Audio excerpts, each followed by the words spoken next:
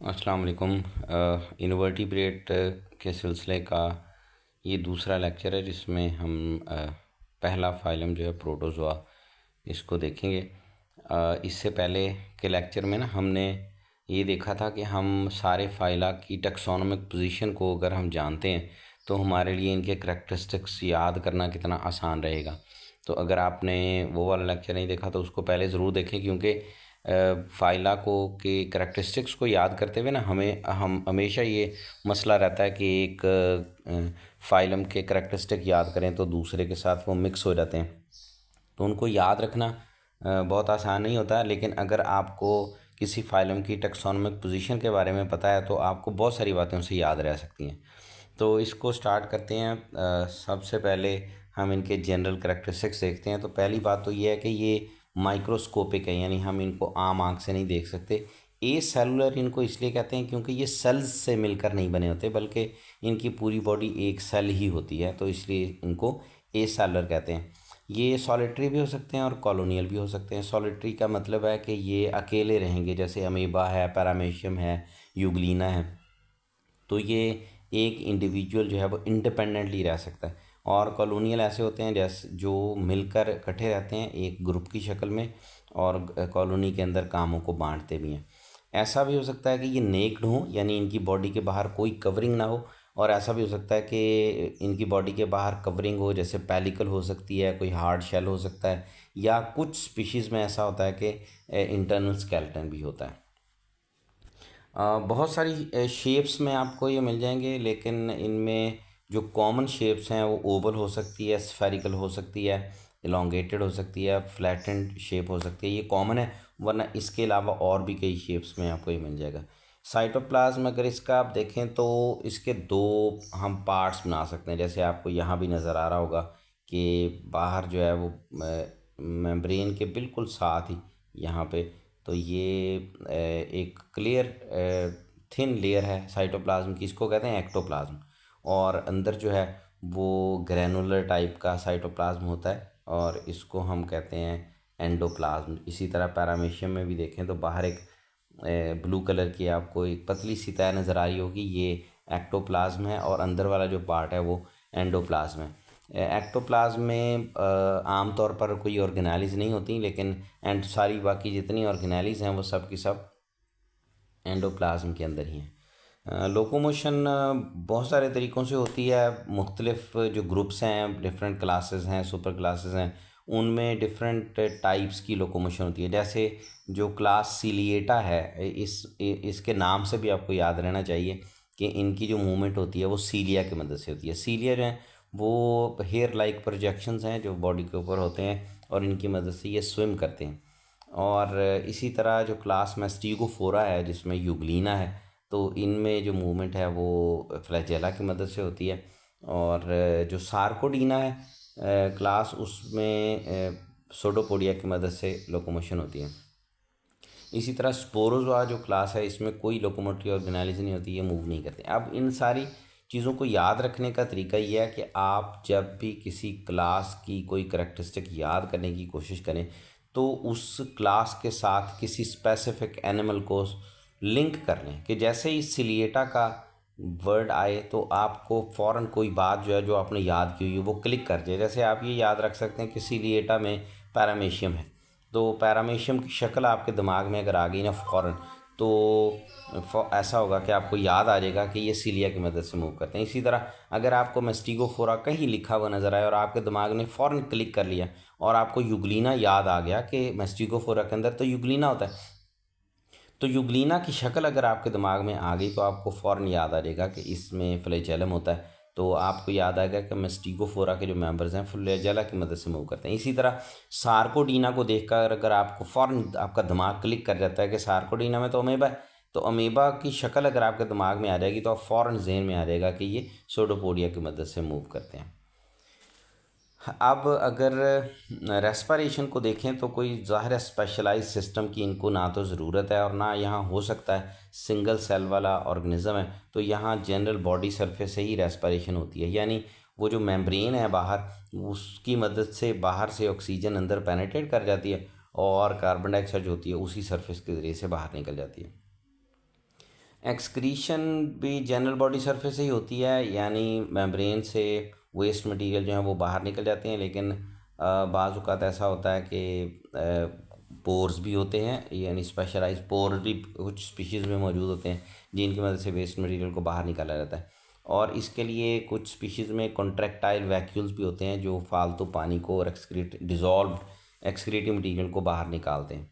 Reproduction दोनों तरह की होती है, सेक्सुअल भी है और एसेक्सुअल भी है। एसेक्सुअल रिप्रोडक्शन का फ़ायदा ये होता है कि कम वक्त में ज़्यादा इंडिविजुअल पैदा हो जाते हैं, और सेक्सुअल रिप्रोडक्शन का फ़ायदा ये है कि इसमें वेरिएशन पैदा हो जाती है, और वेरीड ऑर्गेनिज्म जो होते हैं वो ज़्यादा अच्छी तरह ऑर्गेनिज्म में एनवायरनमेंट में रह सकते हैं, ज़्यादा अच्छी तरह अडेप्ट कर सकते होते हैं। तो दोनों तरह की रिप्रोडक्शंस हैं यहाँ पे प्रोटोजोआ के अंदर।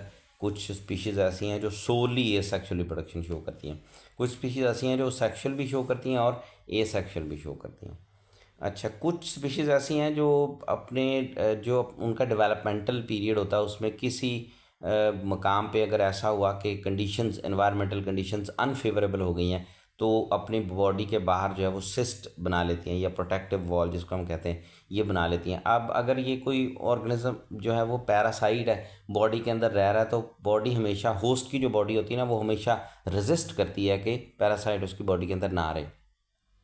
तो अगर वो पैरासाइट बॉडी के अंदर आ गया तो हो सकता है कि होस्ट जब उसको रेजिस्ट करे और उसके लिए अनफेवरेबल कंडीशंस पैदा कर दे, तो उसको सिस्ट बनाना पड़ेगा। या फिर ऐसा भी हो सकता है कि जब किसी डेवलपमेंटल स्टेज पर बॉडी जो है वो होस्ट को छोड़ती है किसी फॉर्म में, लार्वा की फॉर्म में या एग की फॉर्म में, और बाहर बॉडी के जो है वो कंडीशंस फेवरेबल नहीं होती, तो तब भी ऐसा हो सकता है कि उसको सिस्ट बनाना पड़े। तो सारे जितने भी सेल्स हैं वो जितने भी फंक्शंस हैं वो सारे, ज़ाहिर है एक सेल, क्योंकि बॉडी है ही एक सेल पर मुश्तमिल है, तो सारे फंक्शंस एक ही सेल ने परफॉर्म करना होते हैं। ये फ्री लिविंग भी हो सकते हैं, पैरासाइट्स भी हो सकते हैं, सिम्बियोट्स भी हो सकते हैं और कमेंसल्स भी हो सकते हैं। यानी ऐसा हो सकता है कि ये बिल्कुल फ्री लिविंग हों, किसी पर डिपेंड ना करें हों, जैसे पैरामीशियम है, जैसे अमीबा है। और कुछ पैरासाइट्स भी हो सकते हैं। पैरासाइट वो होता है जो फूड और शेल्टर के लिए होस्ट की बॉडी पर डिपेंड कर रहा होता है। सिम्बियोट भी हो सकते हैं जिसमें म्यूचुअल बेनिफिट हो सकता है। कमेंसल्स भी हो सकते हैं जिसमें किसी एक को फ़ायदा हो रहा हो और दूसरे को ना फ़ायदा हो रहा हो और ना नुकसान हो रहा हो। डाइवर्सिटी बहुत ज़्यादा है, 46,000 स्पीशीज़ अभी तक ऐसी हैं जिनको नाम दिया जा चुका है, जिनको क्लासीफाई किया जा चुका है, और इनमें से 20,000 फॉसिल्स हैं। अब अगर हम देखें तो प्रोटोजोआ के लिए जो हम टाइप स्पेसिमेन लेते हैं ना, टाइप स्पेसिमेन वो होता है जो हम किसी ग्रुप में से किसी ऑर्गेनिज्म एक को चुन लेते हैं कि हम इसको रिप्रेजेंटेटिव के तौर पर ले लेते हैं, और उसके फिर करेक्टरिस्टिक्स हम पढ़ते हैं, तो उससे हमें अंदाज़ा हो जाता है कि बाकी जितने भी ऑर्गेनिजम्स हैं इस ग्रुप के, उनमें उनके करेक्टरिस्टिक्स कैसे होंगे। तो हमने इस फाइलम में से जो टाइप स्पेसिमेन चुना है वो है पैरामीशियम। तो पैरामीशियम की अगर जनरल मॉर्फोलॉजी आप देखें ना, तो बहुत सारी चीज़ें आपको नज़र आ रही हैं। एक तो बॉडी के बाहर जो है वो सीलियाँ हैं जिनकी मदद से ये मूव करते हैं, स्विम करते हैं, और इनकी बॉडी के बाहर जो है वो एक टफ़ और फ्लेक्सिबल मेम्ब्रेन होती है जिसको पेलिकल कहते हैं, जो कवर करती है। और इसके अलावा और जो छोटी छोटी चीज़ें हैं ऑर्गेनाइज, अगर आप देखें तो लोअर सरफेस पर आपको एक डिप्रेशन नज़र आ रहा होगा। ये डिप्रेशन ओरल ग्रूव कहलाता है। यहाँ ओपनिंग होती है, माउथ ओपनिंग के तौर पे जो काम करती है। और इसके अलावा कई फूड वैक्यूल आपको इसके अंदर नज़र आ जाएंगे। दो तरह के न्यूक्लियाई हैं, ये जो आपको नज़र आ रहा है रेड कलर का, तो ये मैक्रो न्यूक्लियस है, बड़ा है, और एक छोटा सा इसके डिप्रेशन के अंदर एक छोटा ग्रीन कलर का जो है वो माइक्रो न्यूक्लियस आपको नज़र आ रहा होगा। तो दो तरह के न्यूक्लियाई हैं। एक जो मैक्रो न्यूक्लियस है ये जनरल बॉडी सर्फ जो बॉडी फंक्शंस हैं उनको कंट्रोल कर रहा होता है, और माइक्रो न्यूक्लियस का काम होता है रिप्रोडक्शन को कंट्रोल करना। साइटोप्लाज्म की पहले भी हम बात कर चुके हैं कि दो तरह का है। एक बाहर की तरफ क्लियर साइटोप्लाज्म है, उसकी बड़ी पतली सी एक तह है पेरिफेरल, और उसको कहते हैं एक्टोप्लाज्म। अंदर वाला जो है वो ग्रैनुलर है, और ज़्यादातर जो ऑर्गेनाइज हैं वो एंडोप्लाज्म के अंदर ही हैं। इसी तरह स्टार शेप का आपको एक कॉन्ट्रैक्टाइल वैक्यूल नज़र आ रहा होगा। ये दो होते हैं, एक एंटीरियर एंड पर और एक पोस्टीरियर एंड पर। कॉन्ट्रैक्टाइल वैक्यूल के दरमियान में एक वेसिकल होता है, और इसकी कई रेडिएटिंग कैनाल्स होती हैं जो बाहर की तरफ निकल रही होती हैं। कॉन्ट्रैक्टाइल वैक्यूल का काम होता है फालतू पानी को बाहर निकालना, क्योंकि ये फ्रेश वाटर में रहने वाला पैरामीशियम। तो फ्रेश वाटर में रहते हुए ऑर्गेनिजम्स को हमेशा ये मसला होता है कि बाहर से पानी जो है उसका इन्फ्लक्स होता है, और चूँकि एनिमल्स में सेल वॉल तो होती नहीं है, तो इनको ये बहुत बड़ा ख़दशा होता है कि पानी का अगर इन्फ्लक्स ज़्यादा हो गया तो ऐसा हो सकता है कि ये सेल बर्स्ट कर जाए। तो कॉन्ट्रैक्टाइल वैक्यूल हर वक्त काम करते रहते हैं और बॉडी से फालतू पानी को बाहर निकालते रहते हैं। न्यूट्रिशन इसकी देखते हैं, तो न्यूट्रिशन की जो टाइप है ना, इसको हम कहते हैं हॉलोजोइक। हॉलोजोइक यानी एनिमल लाइक फीडिंग, चीज़ों को खाना, एब्जॉर्ब नहीं करना बल्कि क्या करना है, खाना है। इसको कहते हैं हॉलोजोइक मोड ऑफ न्यूट्रिशन। अब इसमें अगर आप देखें तो ओरल ग्रूव के अंदर जो है वो एक ओपनिंग है जो माउथ ओपनिंग कहलाती है, और माउथ ओपनिंग के बाद जो है वो एक छोटा सा आपको नज़र आ रहा होगा एक पाइप है, जैसे एसोफेगस होता है, इसको कहते हैं साइटोफेरिंक्स। साइटोफेरिंक्स इसको हम कहते हैं। साइटो का मतलब होता है सेल, तो ये समझें सेल का फेरिंक्स है, सेल का गला है। तो इसके एंड पर अगर आप देखें तो आपको एक वेजिकल नज़र आ रहा होगा। इस वेजिकल के अंदर फूड पार्टिकल्स होते हैं। अच्छा, अब होता ये है कि बिल्कुल ऐसे जैसे हम किसी गैस के आउटलेट के ऊपर बलून को चढ़ा दें और आउटलेट को खोलेंगे तो वो भरता जाता है, और बिल्कुल इसी तरह एक वेजिकल जो है वो साइटोफेरिंक्स के मुंह के ऊपर लगा हुआ होता है, और जो सीलियाँ हैं ओरल ग्रूव के, वो फूड पार्टिकल्स को अंदर की तरफ साइटोफेरिंक्स की तरफ धकेलते रहते हैं। तो ये फूड पार्टिकल्स पानी के साथ, थोड़ा सा पानी भी होता है और थोड़े से फूड पार्टिकल्स जो हैं वो इसके अंदर आ जाते हैं, इस वैक्यूल के अंदर, और ये पार्टिकल्स आते रहते हैं और इसका साइज़ बढ़ता रहता है। और जब ये रीज़नेबल साइज़ हो जाता है तो ये यहाँ से डिटैच हो जाता है, बिल्कुल ऐसे जैसे बलून भर जाएगा तो हम उसको वहाँ से उतार लेंगे। अच्छा, अब ये जो वेजिकल है, ये वेजिकल यहाँ से डिटैच होने के बाद साइटोप्लाज्म के अंदर आ गया। अब क्या होगा कि इसके अंदर पानी है बहुत सारा, और इस पानी को जो है वो बाहर निकालना है, काम का नहीं है चूँकि। तो पानी को जब बाहर निकालेंगे ना, तो अंदर की जो पीएच है वो ड्रॉप हो जाएगी, मीडियम हो जाएगा एसिडिक। और अगर इन फूड पार्टिकल्स के अंदर कोई लिविंग ऑर्गेनिज्म है तो वो किल हो जाएगा, और इस तरह फूड वैक्यूल का जो साइज़ है वो छोटा हो जाता है, क्योंकि इसके अंदर से पानी निकल चुका होता है। और साइक्लोसिस हो रहा होता है, यानी स्ट्रीमिंग मूवमेंट ऑफ साइटोप्लाज्म हो रही होती है, और उसकी मदद से ये फूड वैक्यूल थोड़ा आगे मूव कर जाता है। और इसके साथ ही जो एंजाइम्स हैं डाइजेस्ट करने वाले, वो सारे एंजाइम जो हैं वो इसके अंदर पेनेट्रेट करते हैं, और इसके साथ ही जैसे ही एंजाइम्स अंदर पेनेट्रेट करते हैं तो फूड वैक्यूल का साइज़ फिर से बढ़ जाता है, और अंदर जो है वो डाइजेशन शुरू हो जाती है। जैसे डाइजेशन शुरू होती है, जितना फूड डाइजेस्ट होता है ना, वो इस फूड वैक्यूल की मेम्ब्रेन को क्रॉस करके बाहर आ जाता है। जो डाइजेस्ट नहीं होगा वो बाहर नहीं निकलेगा, बाहर निकलता है तो साइटोप्लाज्म का पार्ट बन जाता है, जिसको हम असिमिलेशन कहते हैं। इतनी देर में ये फूड वैक्यूल जो है वो थोड़ा और आगे मूव कर जाता है, जो एरोज़ आपको दिखा रहे हैं। तो इससे जैसे जैसे फूड वैक्यूल आगे मूव करता रहता है तो डिफरेंट प्लेसेस पर डाइजेस्टेड फूड जो है वो फूड वैक्यूल से निकल कर बाहर आ जाता है। तो ये डिस्ट्रीब्यूशन का एक तरीका है, क्योंकि और तो कोई तरीका है नहीं यहाँ। तो डिस्ट्रीब्यूट करने का तरीका ये है कि फूड वैक्यूल साइक्लोसिस की मदद से मूव करता रहता है आगे, और डाइजेस्टेड फूड जो होता है वो वैक्यूल में से निकलकर साइटोप्लाज्म का हिस्सा बनता रहता है। आखिरकार ये पूरे साइटोप्लाज्म से घूमता घूमता फिर अपनी ओरिजिनल जगह तक जब पहुंचता है, तो तब तक जितना फूड डाइजेस्ट होना होता है वो हो चुका होता है। अब इसके अंदर ऐसा मटेरियल बच गया जो डाइजेस्टिबल नहीं है, तो अब ये डाइजेस्टेबल है, इसलिए इसको बॉडी से बाहर निकाल देना चाहिए। तो यहाँ एक साइटोप्रोक या साइटोपाई जिसको हम कहते हैं, ये एक परमानेंट पोर है, और इस पोर से इस वेस्ट मटेरियल को बाहर निकाल दिया जाता है। ये है न्यूट्रिशन पैरामीशियम की। अब अगला जो मरहला है बड़ा इम्पॉर्टेंट इसलिए है कि वाटर, फ्रेश वाटर के अंदर रहते हुए सारे एनिमल्स को ये प्रॉब्लम होता है कि इन्फ्लक्स ऑफ वाटर होता है, यानी पानी जो है वो बॉडी के अंदर आने की कोशिश करता है, और एनिमल्स को ये करना है कि इस फालतू पानी को हर वक्त बाहर निकालते रहना, वरना अगर ये पानी अंदर आता ही रहेगा तो फिर ऐसा हो सकता है कि सेल जो है वो बर्स्ट कर जाए पानी के ज़्यादा होने की वजह से। तो प्रोटोजोआ में ऐसा होता है कि दो कॉन्ट्रैक्टाइल वैक्यूल्स होते हैं, और ये कॉन्ट्रैक्टाइल वैक्यूल अगर आप इनको देखें तो जब पूरी बॉडी में पानी ज़्यादा होता है तो ये कॉन्ट्रैक्टाइल वैक्यूल पूरी बॉडी से पानी को इकट्ठा करते रहते हैं और ये फूल जाते हैं। जैसे आपको ये नज़र आ रहा है, जो फुल वैक्यूल आपको नज़र आ रहा है, तो ये फुल वैक्यूल है जिसने पानी सारी बॉडी से इकट्ठा करके अपनी बॉडी के अंदर जमा कर लिया। अब ये पूरा भर गया, तो अब ये क्या करेगा, थोड़ा सा कॉन्ट्रैक्ट करेगा। इसके अंदर एक पोर होता है जो बॉडी के बाहर की तरफ ओपन होता है, इसको कहते हैं कॉन्ट्रैक्टाइल पोर, और ये कॉन्ट्रैक्ट आहिस्ता आहिस्ता कॉन्ट्रैक्ट करता रहता है और ये पानी जो है वो उस कॉन्ट्रैक्टाइल पोर के ज़रिए से बॉडी से बाहर निकालता रहता है। और अब ये नीचे देखें तो ये एम्प्टी वैक्यूल है, यानी इसने अपना सारा पानी जो है वो बॉडी से बाहर निकाल दिया। जब ये बिल्कुल खाली हो जाता है तो ये फिर से फूलना शुरू हो जाता है, यानी पूरी बॉडी से फिर से पानी को कलेक्ट करना शुरू कर देता है।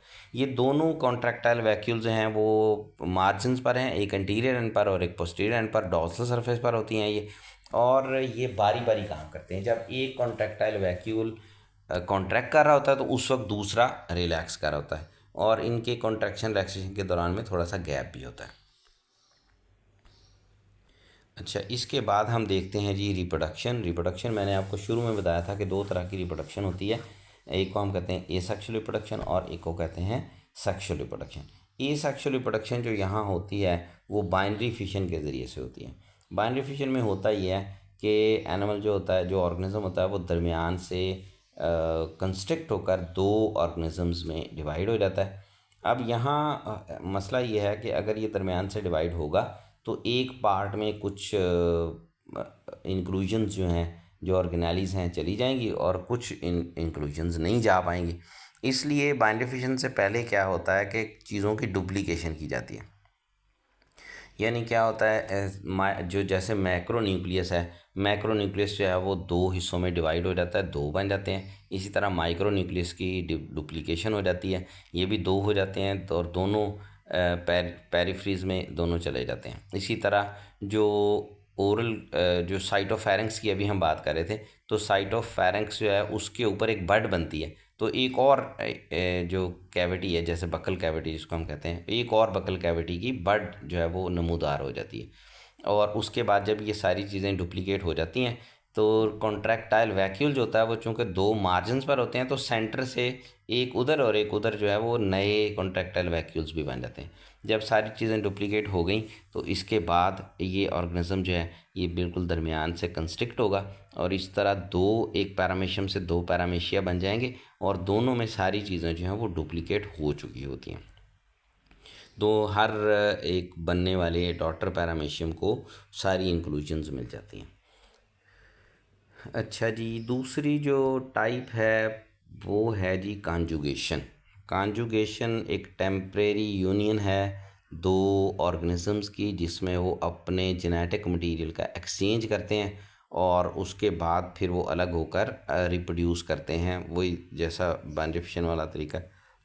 लेकिन इस रिप्रोडक्शन के तरीका में ये होता है कि चूँकि दो डिफरेंट इंडिविजुअल्स का जेनेटिक मेकअप मिक्स होता है, इसलिए थोड़ी वेरिएशन आ जाती है।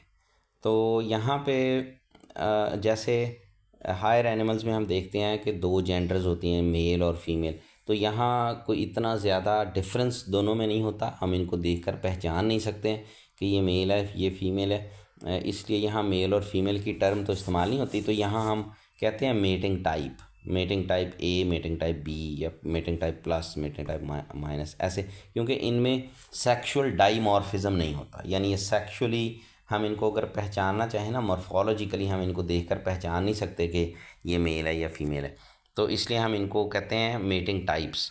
तो दो डिफरेंट मेटिंग टाइप्स के जो इंडिविजुअल्स हैं वो आपस में जुड़ते हैं। इन जुड़ने वाले दो पैरामीशिया को हम कहते हैं कॉन्जुगेंट्स। जब ये आपस में जुड़ जाते हैं तो जिन सरफेसेस से ये दोनों जुड़ते हैं उस सरफेस के सीलिया जो हैं वो गायब हो जाते हैं, और दरमियान में जो पेलिकल है वो भी डिज़ोल्व हो जाती है। इस तरह दोनों का जो साइटोप्लाज्म है वो कंटिन्यूस हो जाता है। तो सबसे पहला काम जो होता है ना, वो तो ये होता है कि जो माइक्रो न्यूक्लियस है, पहले मैक्रो न्यूक्लियस जो होता है ना वो डिसइंटेग्रेट होता है, यानी टुकड़े टुकड़े होकर वो साइटोप्लाज्म में डिज़ोल्व हो जाएगा। दूसरे मरहले के तौर पर ये होता है कि जो माइक्रो न्यूक्लियस है वो मियोसिस के ज़रिए से डिवाइड होता है और उससे 4 माइक्रो न्यूक्लियाई बन जाते हैं। तीसरे मरहले में ये होता है कि उन 4 में से 3 माइक्रो न्यूक्लियाई जो हैं वो डिसइंटेग्रेट हो जाते हैं, गायब हो जाएंगे साइटोप्लाज्म में, और एक एक दोनों के पास बच जाएगा। अब चौथे मरहले के तौर पर ये होगा, डी में जैसे शो किया गया कि वो जो एक बचा था वो अनईक्वली डिवाइड होता है। अनईक्वली डिवाइड होने का मतलब ये है कि उनमें से एक छोटा बनेगा और एक बड़ा बनेगा। अब जो छोटा वाला है वो उसको हम कहते हैं कि ये मेल प्रोन्यूक्लियस है छोटे वाले को, और बड़े वाले को हम कहते हैं फीमेल प्रोन्यूक्लियस।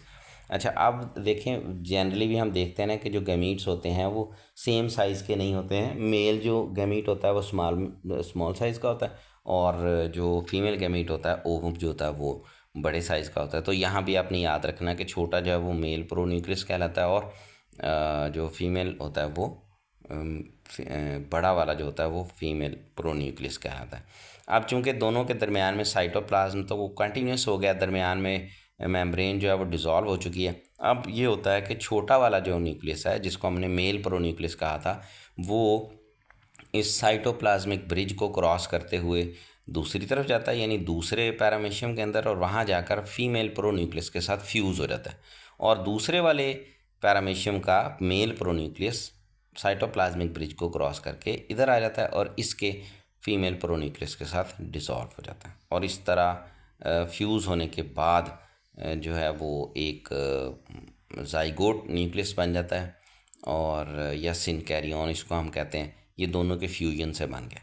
अब इसके बाद ये जो कॉन्जुगेशन का मकसद है वो ख़त्म हो गया। वो ये था कि दो डिफरेंट इंडिविजुअल्स का जेनेटिक मेकअप मिक्स हो जाए, मिक्स हो गया, कोई डिवीजन नहीं हुई अभी तक।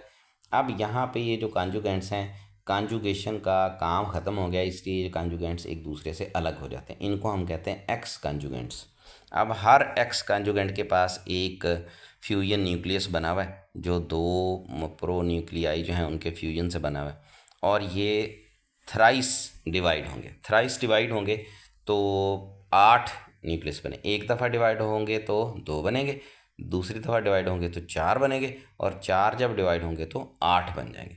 अब ये जो 8 न्यूक्लियाई बनते हैं इनमें से 4 जो हैं वो बड़े होते हैं साइज़ में, इनको हम कहते हैं मैक्रो न्यूक्लियाई, और 4 जो होते हैं वो छोटे होते हैं। अब जो 4 छोटे हैं यानी माइक्रो न्यूक्लियाई हैं, इनमें से 3 डिसइंटेग्रेट हो जाते हैं, गायब हो जाएंगे, और बच जाएगा सिर्फ एक। और जो मैक्रो न्यूक्लियाई हैं वो हैं 4।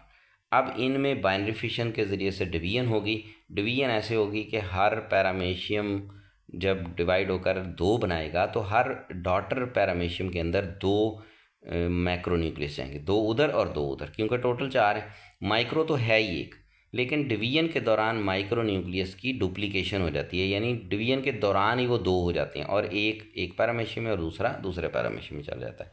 फिर एक और डिवीजन होती है, उसमें क्या होता है फिर ये कि हर एक पैरामीशियम के पास 2 मैक्रो और एक माइक्रो है।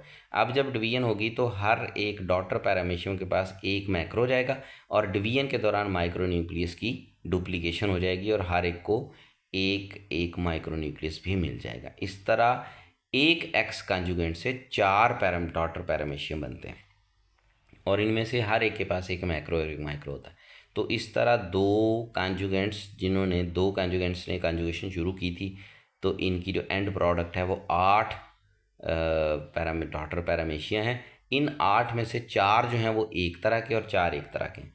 4 एक मेटिंग टाइप के हैं और 4 जो हैं वो दूसरी मेटिंग टाइप के हैं। अब अगर इन 4 में से किसी 2 को आपस में कॉन्जुगेशन का मौका मिलेगा तो ये कॉन्जुगेशन नहीं करेंगे, क्योंकि ये एक ही मेटिंग टाइप के हैं। लेकिन अगर इनको दूसरे वाले 4 में से किसी एक के साथ मेटिंग का मौका मिलेगा कंबाइन होने का, तो वो उसके साथ मिलकर कॉन्जुगेशन करेंगे।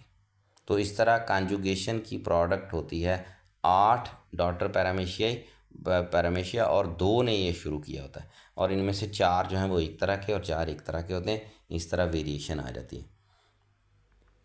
अब हम देखते हैं जी पैरामीशिया का बिहेवियर। अगर पैरामीशियम को स्विम करते हुए कोई हर्डल का सामना करना पड़ता है, कोई हार्ड चीज़ आगे आ जाती है जो उसको स्विम नहीं करने देती, तो पैरामीशियम क्या करता है, वहाँ रुकता है और अपने सीरिया को उल्टी डायरेक्शन में बीट करता है। इससे वो वापस थोड़ा पीछे चला जाता है, वहाँ से जाके ये अपने पोस्टीरियर एंड को सेंटर बनाकर घूमता है और फिर स्विम करता है। अगर आगे जाने के बाद फिर भी वो ऑब्स्टेकल मौजूद रहे तो फिर ये दोबारा वापस आएगा, फिर ये घूमेगा थोड़ा सा और इसको अवॉइड करके निकलने की कोशिश करता है। इसी तरह पॉजिटिव बिहेवियर भी शो करता है। अगर हम किसी स्लाइड के ऊपर जो है वो किसी केमिकल का ड्रॉप डाल दें तो ये क्या करते हैं, उस स्लाइड के ऊपर घूमते घूमते जब वो उस ड्रॉप के अंदर आते हैं तो वहाँ से बाहर नहीं निकलते हैं, बल्कि जब उस केमिकल के ड्रॉप का एंड आता है तो वहाँ से वापस मुड़ आते हैं। जैसे आपको ये बी शेप में नज़र आ रहा होगा कि यहाँ से जब ये दायरा जो है ये केमिकल का ड्रॉप शो कर रहा है, और जब ये इसमें एंटर हो जाते हैं तो फिर जब किनारे पे पहुँचते हैं तो वहाँ से वापस मुड़ आते हैं। इसको कहते हैं पॉजिटिव बिहेवियर।